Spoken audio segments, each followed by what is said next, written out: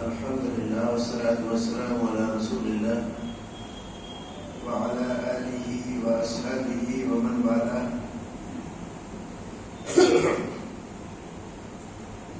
أعوذ بالله السميع العليم من الشيطان الرجيم. بسم الله الرحمن الرحيم.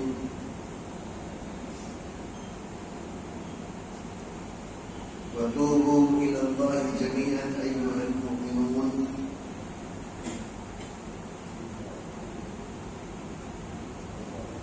جناب صدر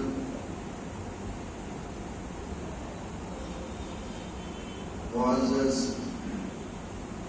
برادران اسلام، دینی بھائیوں،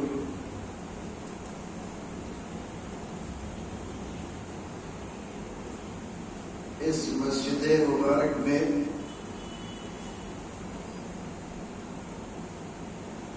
بیٹھ کر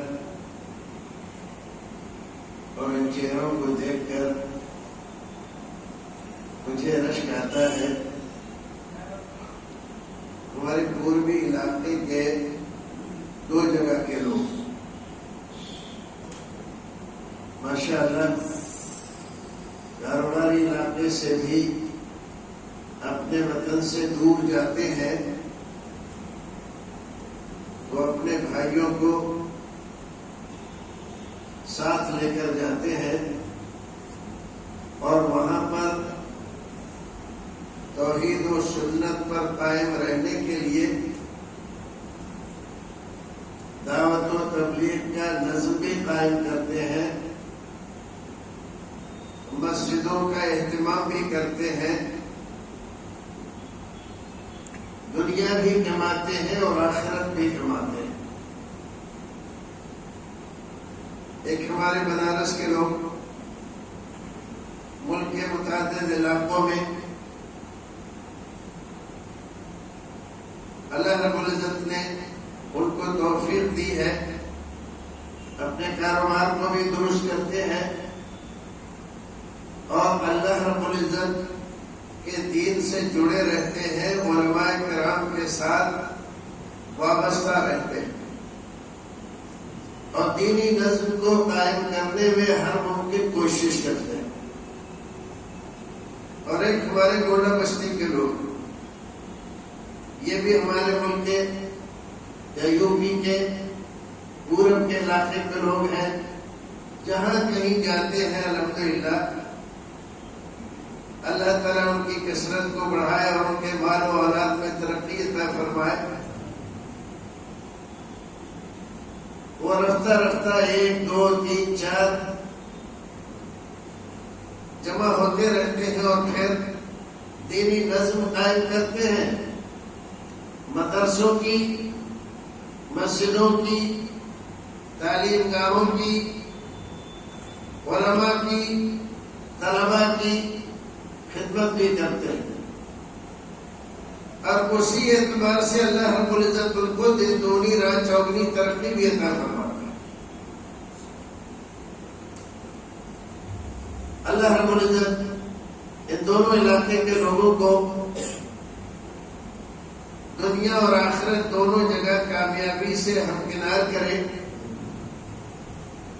اور مال و اولاد میں ترقی عطا فرمائے، اپنا فرما بردار بنا کر رکھے اور شرک و بدعت سے بچتے ہیں تو بچا کر رکھے.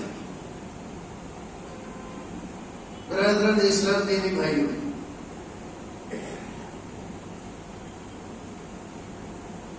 ہمارے مسجد کے امام صاحب نے جو کچھ بھی فرمایا اور جو آیت تلاوت فرمائی،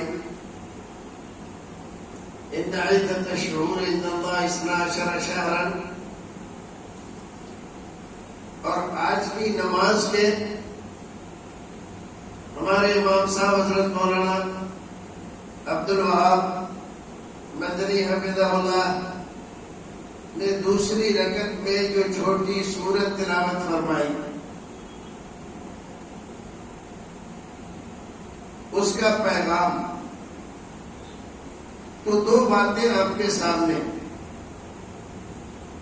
میں رکھوں گا. تو پہلے آتے ہیں اس بات پر کہ یہ مہینہ محرم الحرام کا ہے. محرم الحرام کا مہینہ ہمارے یہاں ہندوستان یا یوں کہیے بر صغیر میں جب آتا ہے تو نالا و شیون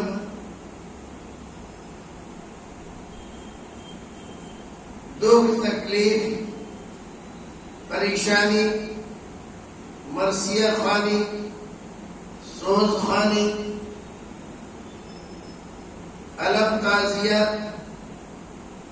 اور چھوٹی چھوٹی مہندیاں مالیدے کھچڑے میلے ٹھیلے صحابہ کرام پر تبرہ بھیجنا ان کو گالیاں دینا ان پر الزام تراشی کرنا ان تمام چیزوں کو لے کر آتا ہے صرف بر صغیر میں. لوگ اپنا لباس بدل دیتے ہیں.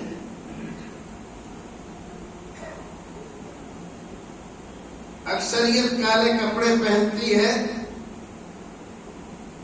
اور اگر وہ ایسے ماحول میں ہو کہ یہ کپڑے پہننا ان کے لیے وہاں پر ممکن نہ ہو تو کم سے کم کالی پٹی ضرور باندھتے ہیں. اس مہینے میں بیاہ شادی نہیں ہوتی. غمی کا مہینہ. اس مہینے میں کسی کی شادی کی تاریخ بھی متعین نہیں کی جا سکتی. کوئی نیا گھر بنانے کی ابتدا بھی نہیں کی جا سکتی. کوئی بھی خوشی کا کوئی کام اس مہینے میں انجام نہیں دیا جائے گا. اس کو ٹال دیا جائے گا اگلے مہینے میں یا پہلے ہی کر لیا جائے گا. کیوں؟ ربیع کا مہینہ ہے. ربیع کا مہینہ کیوں ہے؟ ارے آپ کو نہیں معلوم؟ نواسہ رسول کو کربلا میں پیاسا تڑپا تڑپا کر لوگوں نے شہید کر دیا.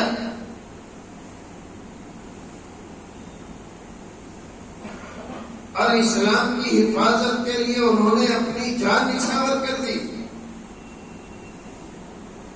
آپ کو معلوم نہیں؟ تو پھر کیا ہوا؟ تو پھر یہ مہینہ غم کا ہو گیا. لہذا یہ مہینہ آتے ہی امت مسلمہ غم کی چادر اوڑھ لے, کالے کپڑے پہنے, خوشی کے سارے کام بند کر دے, رونا دھونا سینہ کوبی کرنا, چھریوں سے اپنے آپ کو زخمی کرنا, ماتم کرنا, ہائے حسین اور یا حسین ہم نہ تھے, یہ سب آوازیں بلند کرنا, بڑے بڑے فلک نما تعزیے بنانا. بننا تو پہلے ہی سے شروع ہو جاتے ہیں, اور بعض مخصوص قومیں ہیں جو تعزیہ بنانے میں ایکسپرٹ ہیں, اور اتنا کما لیتے ہیں وہ کہ سال بھر کے لیے ان کو کافی ہو جاتا ہے. چمکیلی خوشنما رنگ برنگی پنیاں لا کر اور بانس کی کھپچیاں تیار کر کے ایسا ماڈل تیار کرتے ہیں وہ کہ آدمی دیکھے تو دیکھتا رہ جائے. اور پھر جب محرم کی پہلی تاریخ ہوتی ہے تو وہ رکھ دیا جاتا ہے, اور پھر ایک پروگرام ہر جگہ کا الگ الگ ہوتا ہے, گشت کرایا جاتا ہے اس کا. خاص طور سے 10ویں محرم کو تعزیے کا گشت ہوتا ہے. اس سے پہلے اس کے لیے مخصوص ایک چبوترا ہوتا ہے. تو وہاں پر چھوٹی چھوٹی مہندی, اس کو مہندی کہتے ہیں, مالیدہ اور دوسرے اچھے اچھے کھانے بنا کر لے جاتے ہیں گھر سے. یہ نظر حسین ہے. بچہ پیدا ہوتا ہے خاص طور سے ان لوگوں کے گھروں میں جن کی اولاد زندہ نہیں رہتی ہے، تو وہ منت مان لیتے ہیں ہم مہندی چڑھائیں گے. تو اس بچے کے نام سے مہندی چڑھائی جاتی ہے. وہ جو تعزیہ قریب میں ہو یا جو بڑا ہو وہاں لے جاتے ہیں اور وہاں پر ایک بیٹھا رہتا ہے ایمان فروش. تو وہ آدھا اس میں کچھ پڑتا ہے، آدھا حلوہ لے لیتا ہے اور آدھا دے دیتا ہے، جاؤ ہم نے تبرک بنا دیا، اس کو جاؤ سب میں بانٹ دو. اور بڑے اہتمام سے، جیسے ہمارے بھائی لوگوں میں پرشاد بانٹا جاتا ہے، ایسے ہی وہ حلوہ بانٹا جاتا ہے. اور جس بچے کے نام سے وہ منت مانی تھی، اگر اس کا انتقال بھی ہو جائے تو اس کو بند نہیں کر سکتے آپ، ورنہ گھر میں بہت بڑا نقصان ہو جائے گا. یا جب ایک بار شروع کر دیا ہے تو ہمیشہ آپ کو کرنا ہے. ایک اچھا خاصا کاروبار ہے. ہمارے یہاں بدایوں میں ایک زمیندار تھے غیر مسلم. تو پہلے کئی گاؤں کے زمیندار ہوا کرتے تھے. زمیندار بکا کرتے تھے.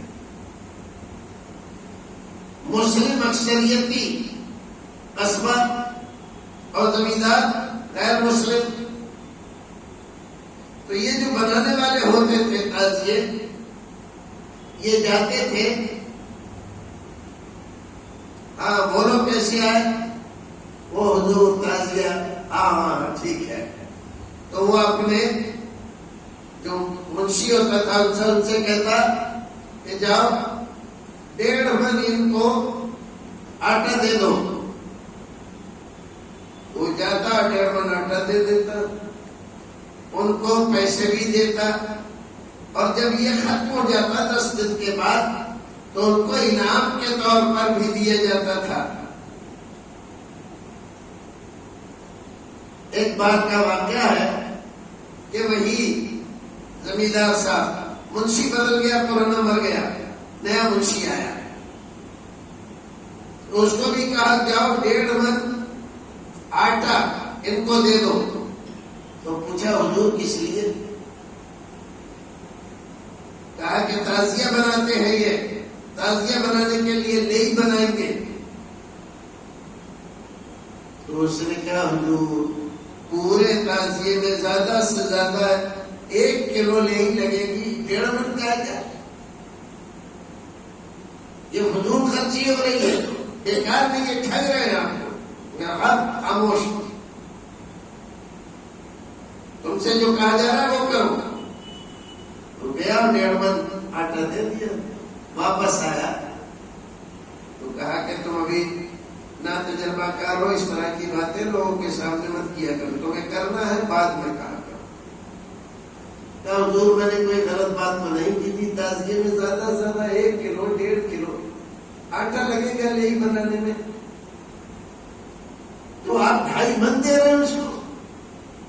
کہا بے وقوف، ارے یہ غریب لوگ ہیں، اسی سہارے ایک کو 1.5 من مل جاتا ہے، بچے ان کے کھا لیں گے. ہمیں بھی معلوم ہے کہ 1 کلو 1.25 کلو اتنے ہی کی لئی بنے گی، لیکن غریبوں کو اسی طرح سے پالا پوسا جاتا ہے. یہ ہماری رعایا ہے، یہ ہماری جگہ کرتے ہیں، اور یہ ہر سال بھی اسی لالچ میں بناتے ہیں. آس پاس کے جو گاؤں ہیں وہ گاؤں کے مقابلے میں، قصبوں کے مقابلے میں ہمارے یہاں کی تعزیہ داری سب سے نامور ہوتی ہے. اسی لیے ہوتی ہے، حالانکہ ہم غیر مسلم ہیں لیکن عقیدت رکھتے ہیں. تو جب لاتے تھے گھما کے تو ان کے دروازے پہ بھی تو نکلتا تھا، وہ اس کی گھر کی عورتیں ہاتھ جوڑ کے کھڑی ہوتی تھی. تو بہت مسلمانوں کے دلوں میں ان کی خاصیت ہے. یہ سب باتیں سیاست سے جڑی ہوئی، انہی لوگوں نے چیزوں کو بڑھاوا دیا ہے. اس کا تعلق دین سے نہیں ہے.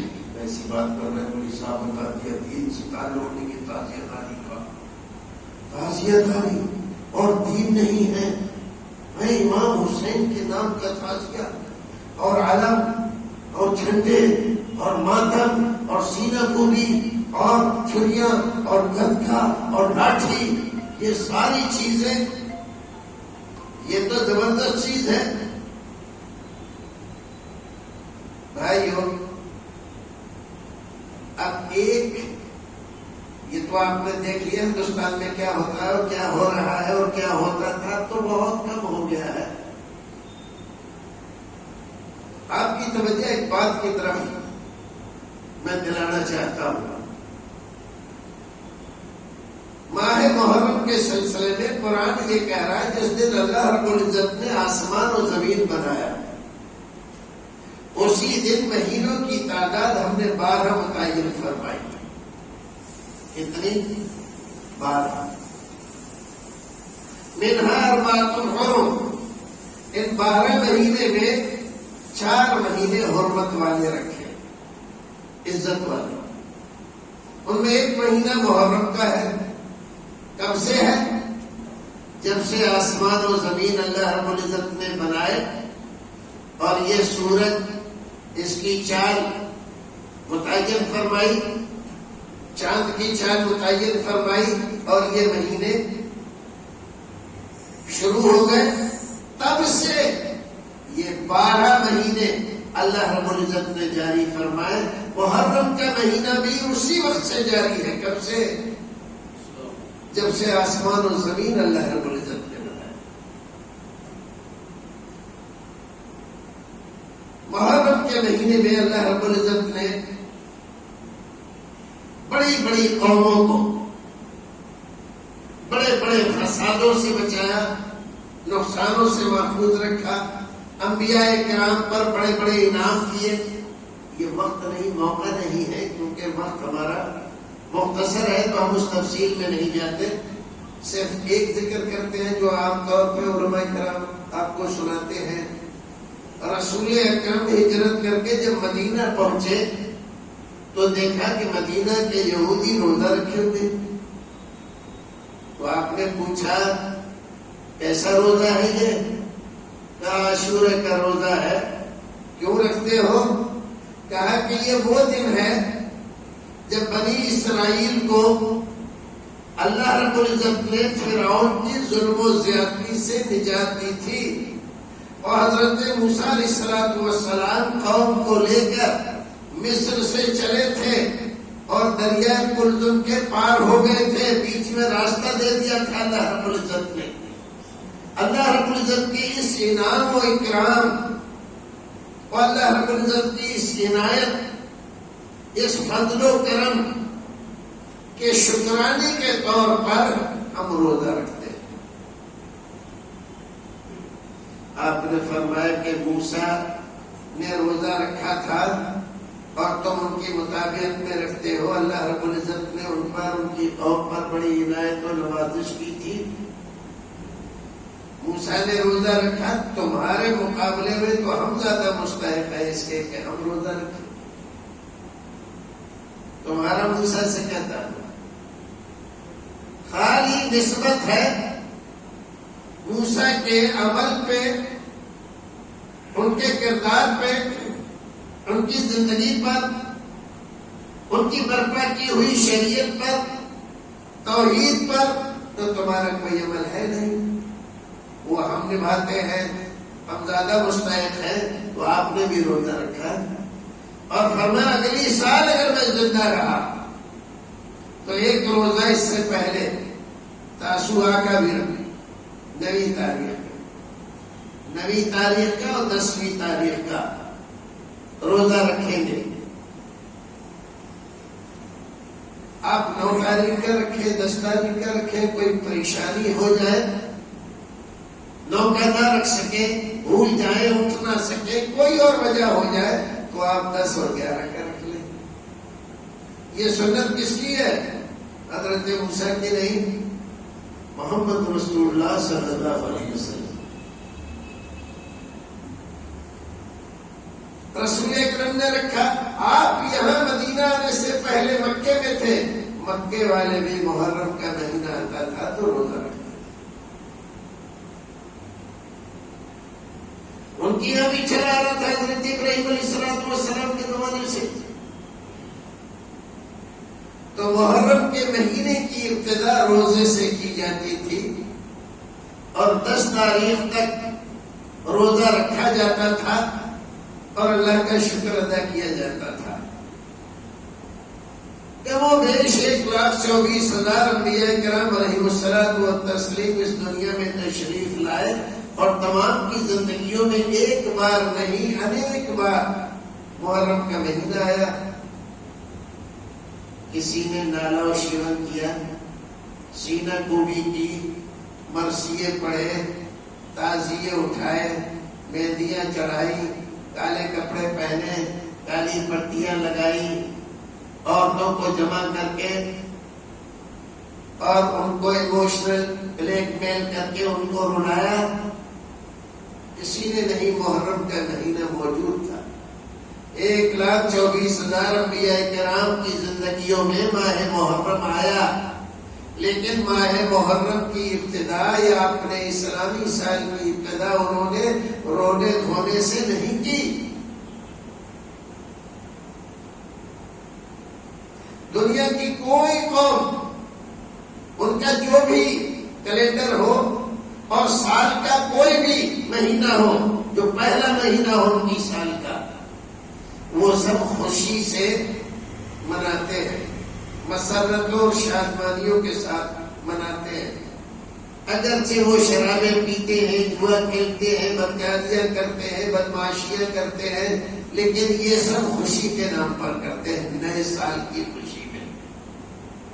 ساری دنیا میں صرف ایک مسلم قوم ہے جو اپنے سال کے پہلے مہینے کو رونے دھونے سے شروع کرتے.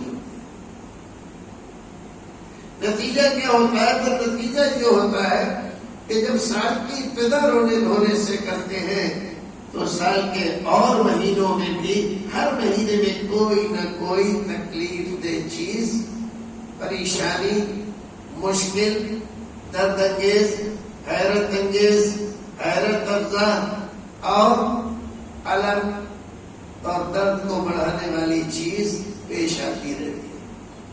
عوام کی طرف سے، فرقہ پرستوں کی طرف سے، دشمنان اسلام و مسلمین کی طرف سے اور بد کردار سرکاروں کی طرف سے. ہمیشہ ان کو چیلنج ہوتے رہتے ہیں، ڈراتے دھمکاتے رہتے ہیں. کیوں؟ مسلمان جب اپنے سال کی ابتدا رونے دھونے سے کرتا ہے تو ساری سال رونے دھونے سے گزر جاتی ہے.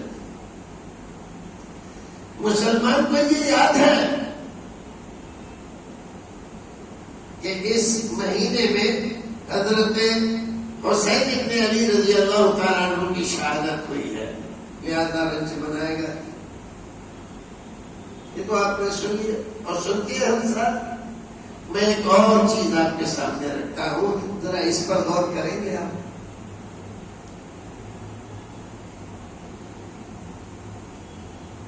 اسلام کا پہلا ہجری مہینہ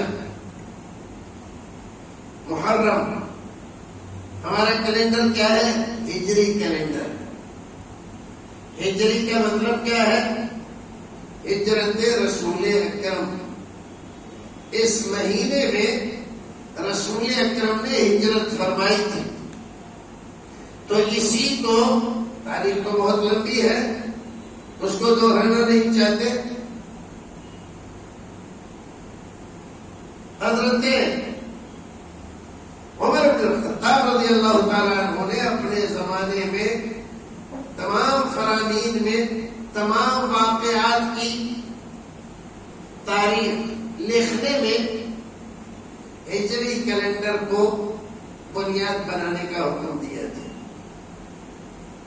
کیونکہ پوری سیرت 90 میں لوگوں نے یہ بھی مشورہ دیا تھا جس دن رسول اکرم کی پیدائش ہوئی اس مہینے کو پہلا مہینہ بنایا جائے، جس دن ایسا ہوا اس کو بنایا جائے، جس دن آپ دنیا سے تشریف لیں گے اس دن کو بنیاد بنایا جائے، اس مہینے کو جب بدر میں فتح ہوئی تھی مسلمانوں کو اس کو بنیاد بنایا جائے، جب حنین میں ایسا ہوا تھا، جب مکہ فتح ہوا تھا، جب یہ ہوا تھا، جب وہ ہوا تھا، سارے مشوروں کے آ جانے کے بعد عمر بن خطاب رضی اللہ تعالیٰ عنہ نے فرمایا رسول اکرم کی زندگی میں جو سب سے بڑا موڑ ہے، جو ایک دم اسلام نے رفتار پکڑی اور اس دن کے بعد مسلمانوں نے پیچھے مڑ کر نہیں دیکھا کہ لوگوں نے ہمارے ساتھ کیا کیا، مکے میں ہمیں گھسیٹا، دہتے ہوئے کوئلوں پہ لٹایا، زبردستی غیر اللہ کے جیکارے بلوائے، ہماری خواتین کو بے عزت کیا اور ان کو شہید کیا، مکے کی گلیوں میں صرف اس جرم میں کہ یہ مسلمان ہو گیا ہے اس کو پکڑ کر بچے گھسیٹ رہے ہیں اور بازار میں نکل رہے تو ان کو پتھر مارے جا رہے ہیں، اور آقا اپنے غلاموں پر وہ المناک شدتیں اختیار کر رہے ہیں مارنے پیٹنے میں جس کی کوئی مثال نہیں ملے گی۔ 13 سال کا عرصہ گزارا رسول مکے میں، اور پھر اللہ رب العزت نے اجازت دے دی کہ آپ ہجرت کر جائیں، تو آپ نکلے، لیکن آپ جانتے ہیں اس سے پہلے کہ آپ نکلے مکے کی آبادی کے بڑے بڑے سورما اور سردار اکٹھے ہوئے، پرستاؤ پاس کیا پنچایت نے، کہانی لمبی ہے سیرت النبی میں پڑھو، آج کی رات ان کا کام تمام کر دیا جائے، کئی سارے مشورے آئے، ان کو ادھر نکال دو، ادھر کر دو، ایسا کر دو، ویسا کر دو، لوگ ان کا پاگل ہوئے ہو، مکے والے تو عاجز ہیں، کہیں اور جائیں گے تو ان کی باتوں میں جو سنے گا وہ ان کا ہو جائے، یہ تو کہیں بھی جا کر لوگوں کو اپنا بنا لیں گے، باہر نکالو گے تو فتنہ ہو جائے گا تمہارے لیے، لہذا یہی ایک راستہ ہے، اور شیطان نے ان کی تعریف کی، یہی ایک راستہ ہے کہ ان کو قتل کر دیا جائے۔ کیسے قتل کیا جائے؟ ہر خاندان کا ایک بڑا جوان تیغزن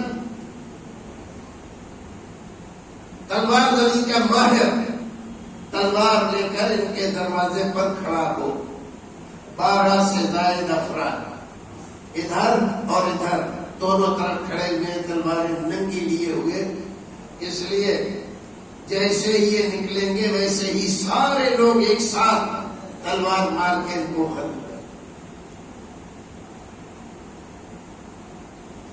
اور آپ نکلے، جو آپ کا معمول تھا، اللہ رب العزت نے آپ کی حفاظت اپنے ذمہ لی تھی، واللہ یعصمک من الناس، یہ جتنی بھی سازشیں، شرارتیں، بدمعاشیاں کریں، آپ کو مٹانے کی کوشش کریں، آپ کی حفاظت ہماری ذمہ داری ہے، اللہ بچائے گا آپ کو۔ رسول اکرم اپنے گھر سے نکلے اور زمین سے مٹی اٹھائی، اور یہ جو کھڑے ہوئے ہیں آپ کو تلوار مار کے ختم کرنے کے لیے ان کے سر پہ رکھتے ہوئے نکل گئے، اور ان میں سے کسی کو خبر نہیں ہوئی، اللہ رب العزت نے ان کو اندھا کر دیا، ان کو دکھائی نہیں دے رہا ہے کہ یہ جا رہے ہیں محمد صلی اللہ علیہ وسلم۔ آپ گئے، حضرت ابوبکر صدیق کو جگایا، وہ تیار تھے، 2 اونٹنیاں لی، اور نکل گئے آبادی سے اور غار ثور میں جا کر چھپ گئے.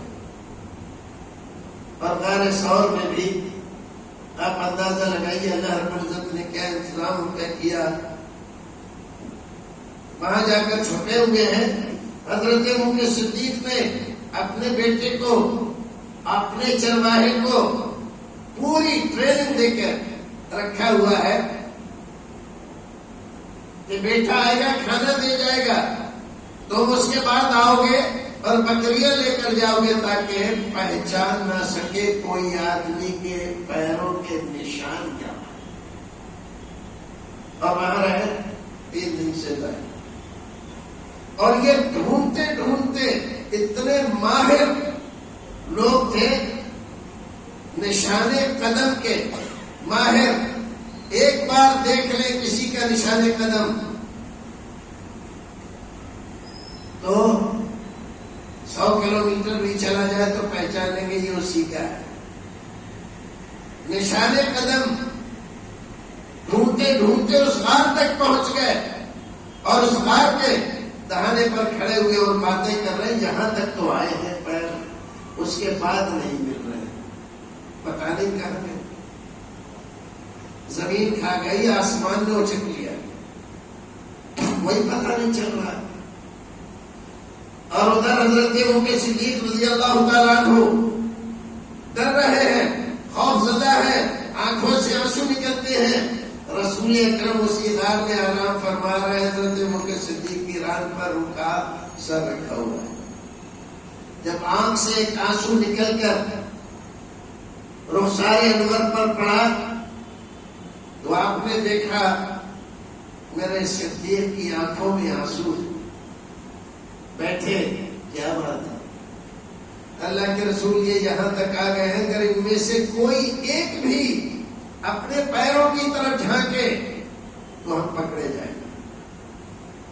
مجھے اپنی جان کی کوئی پرواہ نہیں، لیکن آپ میرے سامنے ان ظالموں کے ہاتھ آئے اور یہ آپ کے ساتھ کوئی گستاخی کرے، یہ برداشت نہیں. کیا فرمایا؟ لا تحزن ان اللہ معنا.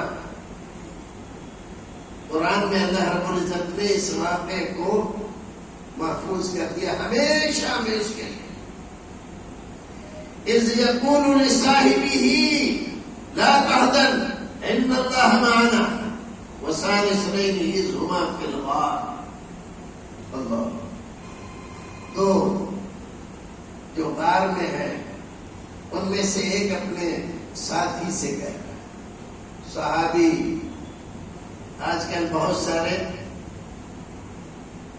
صحابہ کرام کے دشمن ہماری صفوں میں پیدا ہو رہے ہیں، اور علماء کرام سے دوری کا نتیجہ ہمیں دکھائی دے رہا ہے. بہت سارے لوگ اپنی گندی زبانیں صحابہ کرام کے لیے استعمال کر رہے ہیں. حضرت ابوبکر صدیق رضی اللہ تعالیٰ عنہ پر بھی الزام تراشی کرتے ہیں. یہ دیکھ لو، بہت سارے علماء کرام نے لکھا ہے اگر کوئی کسی صحابی کی صحابیت کا انکار کر دے، گنہگار ہے، خطا کار ہے، معصیت کار ہے، مجرم ہے، لیکن کافر نہیں. گنہگار ہے، بہت بڑا مجرم ہے لیکن کافر نہیں ہے. لیکن حضرت ابوبکر صدیق رضی اللہ تعالیٰ عنہ کی صحابیت کا انکار کرے تو کافر. کیوں؟ اس لیے کہ حضرت ابوبکر صدیق رضی اللہ تعالیٰ عنہ کی صحابیت قرآن سے ثابت ہے، اور اس کا انکار کرنا قرآن کا انکار کرنا ہے، اور یہ کفر ہے، وہ کافر ہو جائے. یہ ہے شان صدیق اکبر. قرآن شریف میں اللہ رب العزت نے ان دونوں کا یہ عمل، یہ کردار اور یہ توکل، یہ بھروسہ، لا تحزن ان اللہ معنا. بھائیو عزیزو، یہ ان اللہ معنا یہ اتنا بڑا شرف ہے، اتنی بڑی فضیلت ہے، اتنی بڑی عظمت ہے کہ اگر صرف ان اللہ معنا پہ کچھ بیان کیا جائے تو گھنٹے لگیں گے، تب آپ کی سمجھ میں آئے گا کہ ان اللہ معنا کا مطلب کیا ہے اور اس کے اندر فلسفہ کیا ہے، اس کے اندر نقطے کیا ہیں، اور اللہ رب العزت نے یہ نبی اکرم کی زبان سے نکلے ہوئے لفظ کو قرآن شریف میں کیوں رکھا۔ آج جو پریشانیاں ہمیں ہیں نا، ڈر، خوف، دہشت، طرح طرح کے اندیشے ہمیں لاحق ہیں، ہم کہتے رہتے ہیں حالات بہت خراب ہیں، حالات بہت خراب ہیں، فلاں کی نظر بہت خراب ہے، فلاں یوں چاہتا ہے، فلاں یوں چاہتا ہے، آج اخبار میں یہ آیا ہے، ٹی وی پہ یہ آیا ہے، کیا ہوگا؟ کہہ رہے نا ہم آج کیا حالات اس سے زیادہ خراب تھے؟ جو حالات ہمارے ہیں اس سے زیادہ خراب ہے کیا؟ جو رسول اکرم کی زندگی میں پیش آئے تھے، تمہارے گھروں کے دروازے پر تلوار لیے تو لوگ نہیں کھڑے ہوئے نا، تمہارا پیچھا کرتے ہوئے 100 اونٹوں کی لالچ میں باؤل کتے کی طرح سونگتے ہوئے تم تک تو نہیں پہنچ رہے نا۔ یہ سب کچھ ہو رہا ہے لیکن ان کے دل پر ڈر اور خوف کا قطعاً کوئی اندیشہ نہیں، اور نبی فرما رہے ہیں لا تحزن، ڈرو نہیں، غم نہ کرو، رنجیدہ نہ ہو، ان اللہ معنا۔ پتہ چلا کہ اگر اللہ آپ کے ساتھ ہے تو ڈر کی کوئی بات نہیں، خوف کی کوئی بات نہیں، اندیشے کی کوئی بات نہیں ہے۔ بچوں کو ڈرانا، اپنے نوجوانوں کے حوصلے پست کرنا، ان کو دہشت میں مبتلا کرنا چھوڑ دو، جو کام کرنے کا ہے وہ کرو، اور وہ کام ہے کہ ان کو اللہ رب العزت کی معیت، اس کا ساتھ، اللہ تمہارے ساتھ ہے۔ کیسے اللہ تمہارے ساتھ ہوتا ہے؟ کیا کرو کہ اللہ تمہاری حمایت میں آ جائے، تمہارا ساتھ دے۔ اللہ رب العزت تمہیں ظالموں کے چنگل سے بچا کر ایسے لے جائے کہ ظالموں کو پتہ نہ چلے۔ اللہ رب العزت کی معیت جب حاصل ہو جائے تو ڈر خوف کا کوئی بھی اندیشہ نہیں رہتا۔ تو ضرورت کس بات کی ہے؟ ضرورت اس بات کی ہے کہ آپ اللہ رب العزت سے اپنا تعلق مضبوط رکھو، ایسا کہ آپ کو کوئی پریشانی آئے تو اللہ رب العزت کہے ڈرو نہیں، میں تمہارے ساتھ ہوں، میں تمہارے ساتھ ہوں۔ اور جس کے ساتھ اللہ ہو جائے، ایک چھوٹی سی چونٹی، چھوٹی سی چونٹی،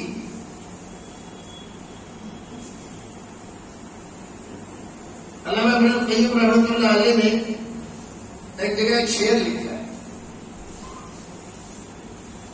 اس کا ترجمہ ہے کہ آسمان زمین اور ان دونوں کے درمیان جو کچھ بھی طاقتیں، قوتیں، صلاحیتیں موجود ہیں، جنوں میں، انسانوں میں، جانوروں میں، حیوانوں میں، حشرات الارض میں، فرشتوں میں،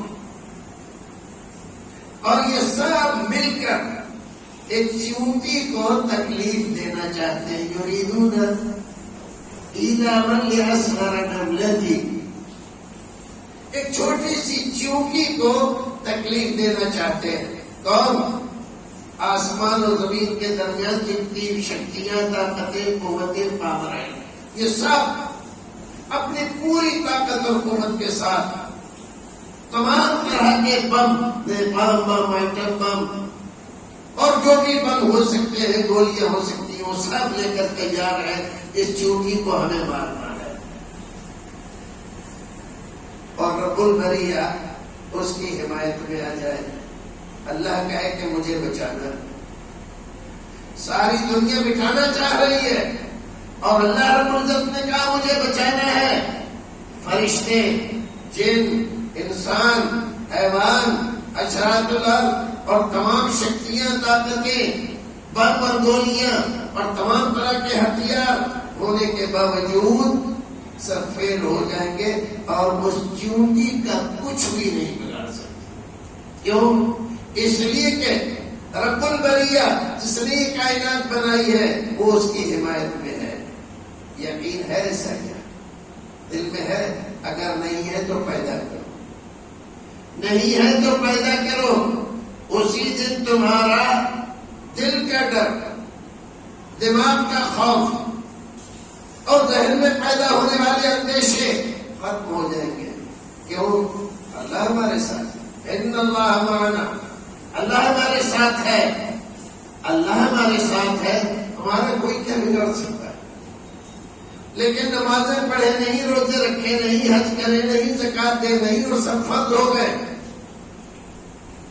دین اسلام کے لیے کچھ نہ کریں، اپنی ذمہ داریوں کو نہ نبھائیں، اپنے بچوں کو دینی اور تعلیم نہ دیں، ان کی تربیت اسلامی نہ کریں، اور پھر کہیں ان اللہ معنا، تو یہ خواب میں تو کہا جا سکتا ہے، بیداری میں ایسا کہنا درست نہیں ہو۔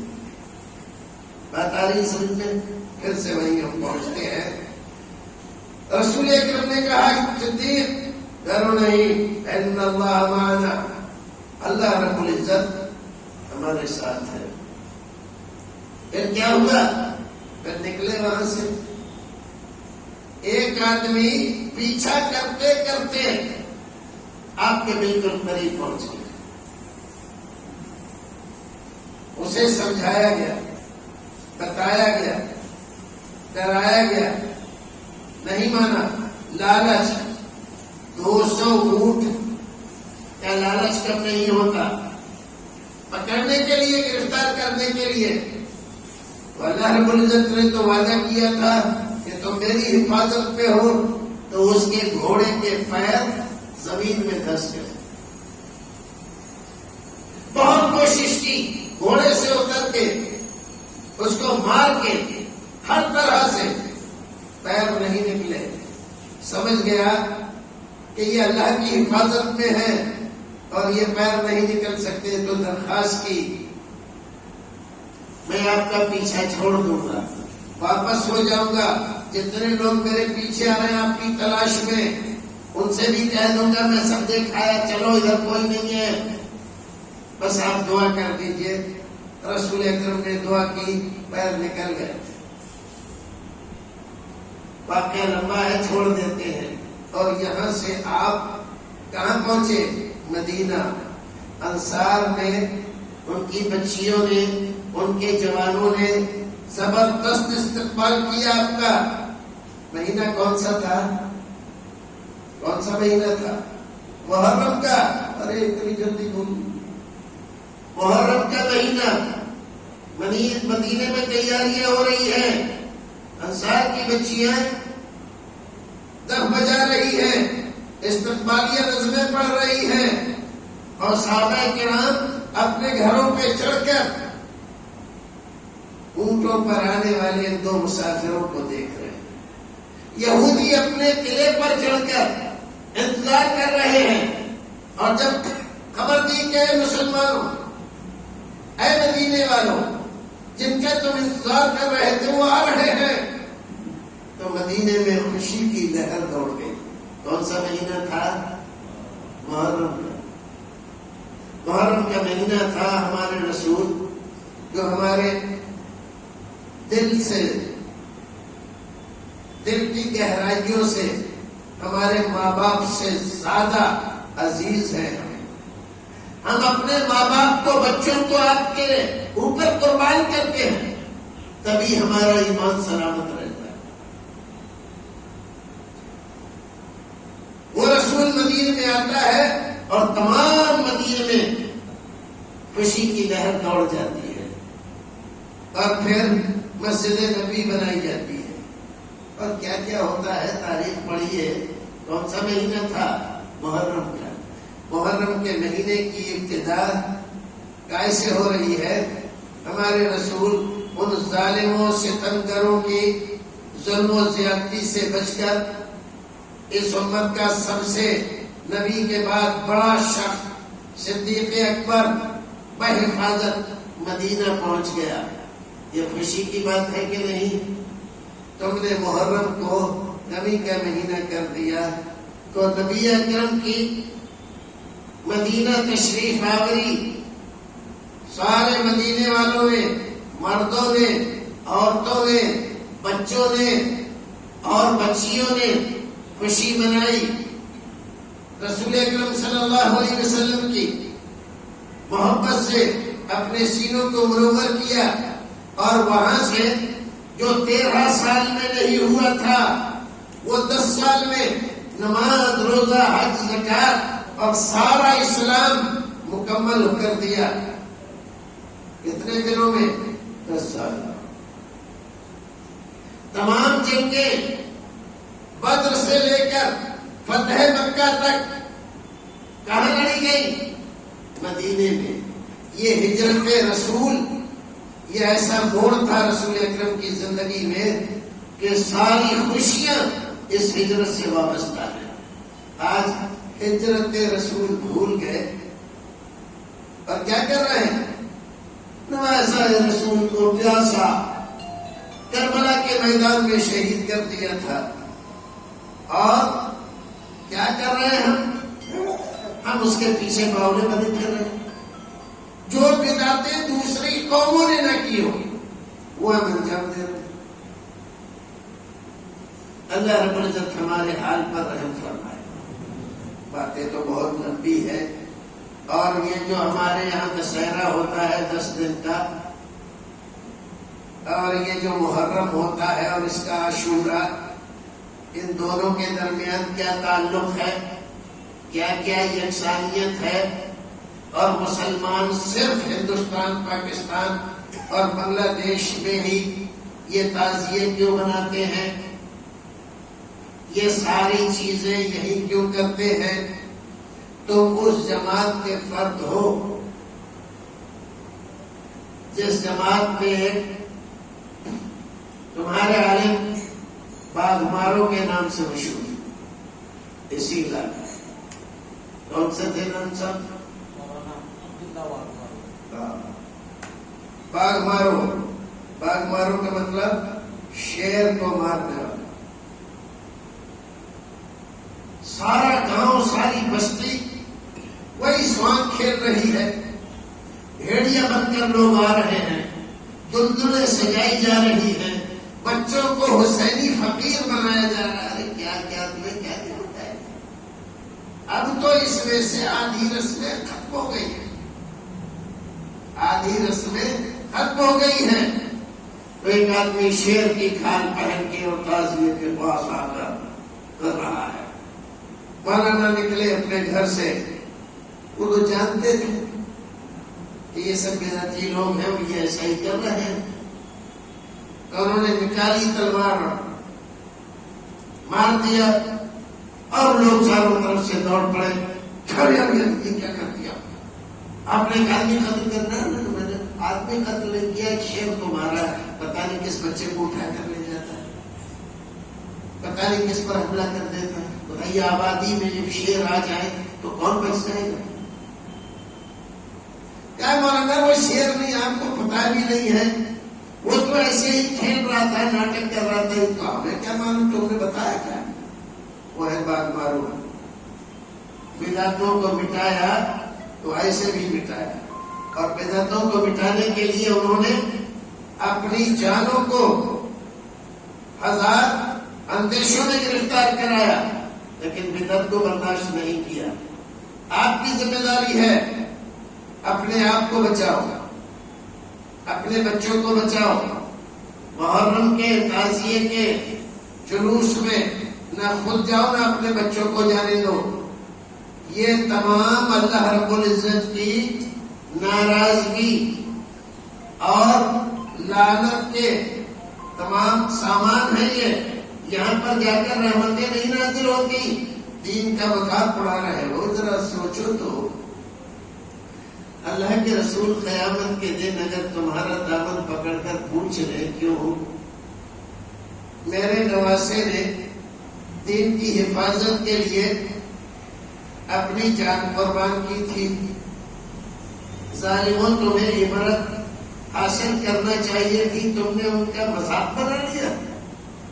ہر سال اس واقعے کو یاد کر کے میلے لگاتے تھے، سبیلے لگاتے تھے، اچھے اچھے کپڑے بچوں کو پہناتے تھے، میلے میں جانے کے لیے پیسے دیتے تھے، علم اٹھاتے تھے، اپنی طاقتوں کے مظاہرے کرتے تھے۔ میرے نواسے کی طرح سے کسی نے دین کی خاطر اپنا سر دیا، سر کٹایا، دین کی حفاظت کے لیے کوئی کام بھی کیا نہیں کیا، تو مذاق اڑانے کے لیے۔ آپ ذرا سوچو اگر کسی آدمی نے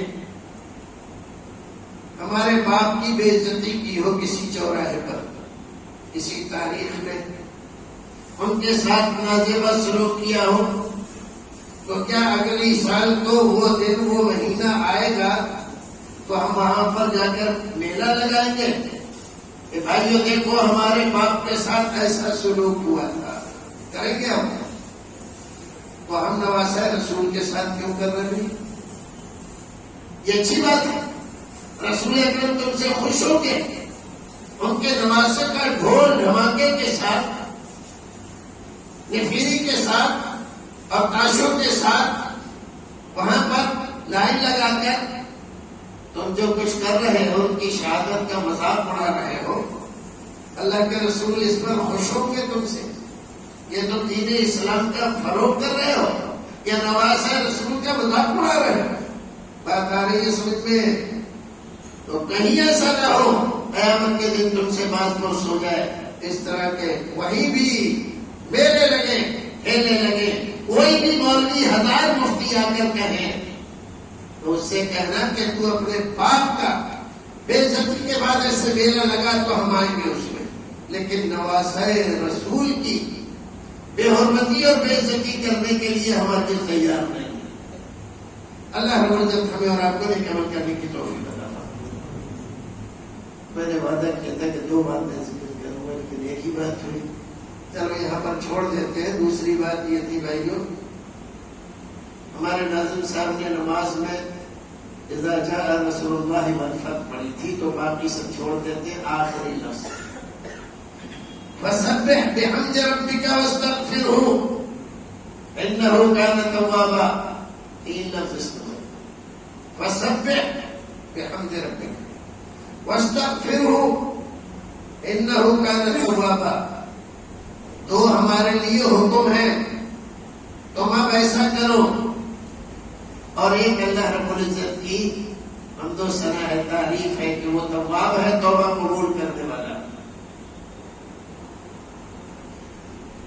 گواہی صورت رسول اکرم صلی اللہ علیہ وسلم جب اپنا مشن پورا کر چکے، ہر دن مدینے میں الگ الگ قبیلوں کے لوگ وفد کی شکل میں آ رہے ہیں اور مسلمان ہو رہے ہیں، وَرَأَيْتَ النَّاسَ يَدْخُلُونَ فِي دِينِ اللَّهِ أَفْوَاجًا، اور آپ اپنی آنکھوں سے دیکھیں کہ دینی اسلام میں فوج در فوج داخل ہو رہی ہے، تو آپ یہ سمجھیے کہ اب آپ کا مشن پورا ہو گیا، جس کام کے لیے آپ کو بھیجا گیا تھا فنش پورا ہو گیا، مشن تو پورا ہو گیا۔ اب کیا کرنا ہے آپ کو؟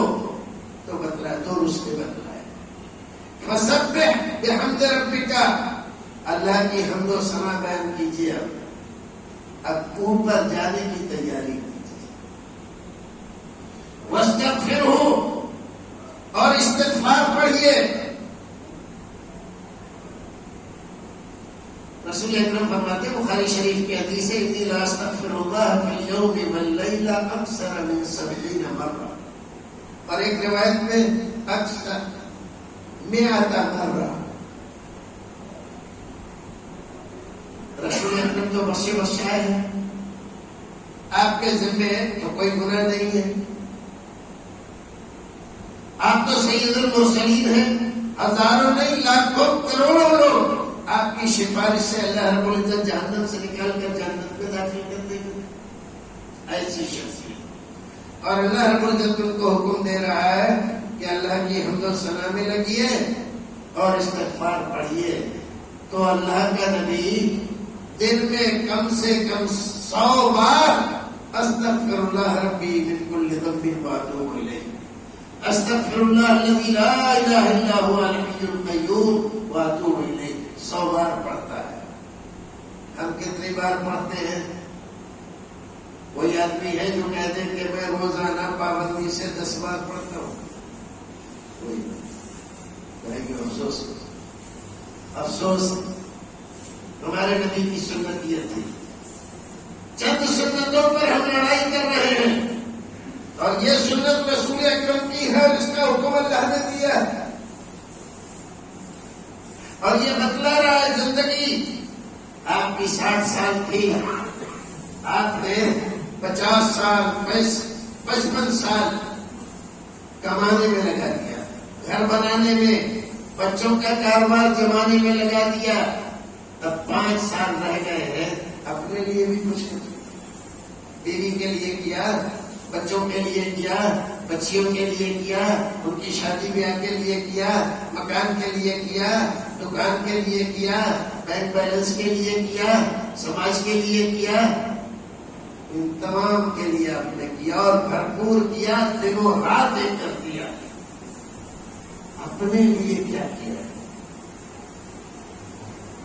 آج رات کو تنہائی میں بیٹھ کر یہ سوال اپنے دل سے پوچھنا کہ اپنے لیے آپ نے کیا کیا ہے. اب کسی بھی وقت بلاوا آ سکتا ہے. کیا کر رہے ہیں آپ اور کیا کیا ہے؟ وَلْتَنْظُرْ نَفْسٌ مَا قَدَّمَتْ لِغَدٍ. ہر ایک انسان کو فکر اس کی ہونی چاہیے کہ کل جو آنے والا ہے اس کے لیے میں نے کیا کیا ہے. سارا بینک بیلنس جو یہاں پر لکھا ہے یہی رہ جائے گا. وہاں کے بینک بیلنس کے لیے بھی کچھ کیا ہے؟ اگر کیا ہے تو آپ خوش نصیب، اللہ کا شکر ادا کیجیے، حمد و ثنا کیجیے کہ اس نے آپ کو توفیق دی، صحیح عقل دی، صحیح دماغ دیا. دوسروں کے لیے بھی کریں، اپنے لیے بھی کریں. اور نہیں کیا تو آج سے گانٹھ باندھیے. دنیا کے لیے بھی کیا ہے، کریں گے بھی، لیکن اپنے لیے سب سے زیادہ کریں گے، پہلے کریں. اللہ رب العزت ہمیں اور آپ کو عمل کرنے کی توفیق عطا فرمائے.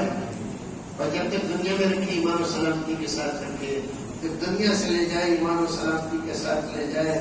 کاروبار کرنا بہت ضروری ہے، بچے پالنا بہت ضروری ہے، اور دنیا میں جس جگہ آپ رہتے ہیں اس کے اعتبار سے ان کے اسٹیٹس کو مینٹین کرنا بھی بہت ضروری ہے.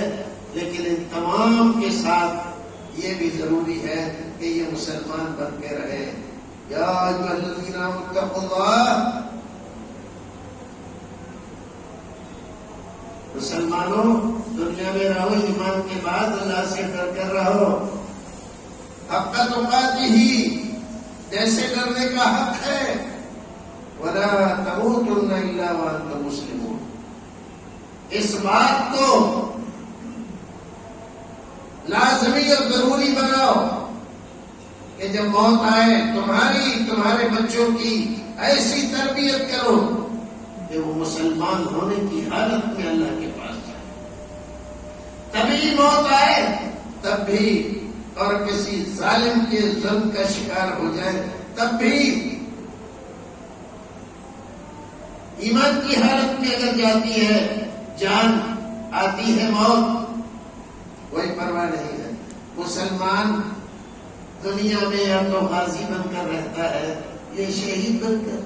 ہمارے تو دو ہی طریقے ہیں، تو اس کو دل میں بٹھاؤ، غفلت ہٹاؤ، دل سے ڈر اور خوف دور کرو، اللہ کے بن کر رہو، اور جو کچھ کماتے ہو وہ اللہ کے راستے میں بھی خرچ کرو تاکہ یہ تمہارا بینک بیلنس وہاں پر کام آئے. دعا مانگا کرو، اے اللہ ہمیں اولاد دے تو ایسی جو تیرے دین کی رکھوالی ہو، ماں باپ کی فرما بردار ہو، دین کا خیال رکھنے والی ہو. مال دے تو ایسا کہ ہمیں توفیق بھی دے اپنے راستے میں خرچ کرنے کی. صرف مال مانگ رہے ہو، فتنہ مانگ رہے ہو، فساد کی طلب کر رہے ہو،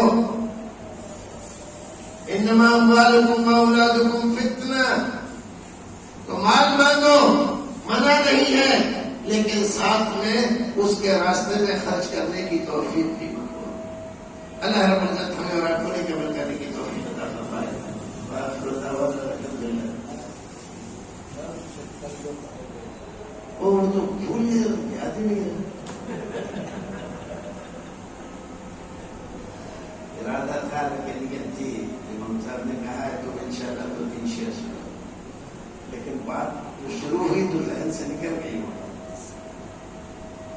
اب اصل میں بوڑھا ہو جانے کے بعد آواز تو رہتی نہیں نا، تو اس لیے اس کی وہ نہیں ہے. کوئی کہتا ہے تو پڑھ دیتے ہیں.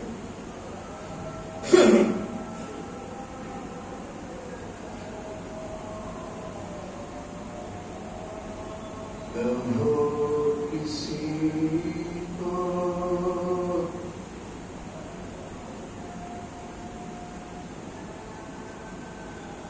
برا کہو نہ، کسی کو بھلا نہیں ہوتا. کہو برا نہ کسی کو بھلا نہیں ہوتا. کسی کے کہنے سے کوئی برا نہیں ہوتا. کسی کے کہنے سے بس ایک در ہی فقط ہے لائق سجدہ. بس ایک در ہی فقط ہے لائق سجدہ. ہر ایک مقام پہ سجدہ روا نہیں ہوتا. کہو کسی کو برا کہو نہ، کسی کو بھلا نہیں ہوتا. کسی کے کہنے سے کوئی برا نہیں ہوتا. فساد بڑھتا رہے گا یوں ہی زمانے میں. فساد بڑھتا رہے گا یوں ہی زمانے میں. نظام الدین کا جب تک وفا نہیں ہوتا.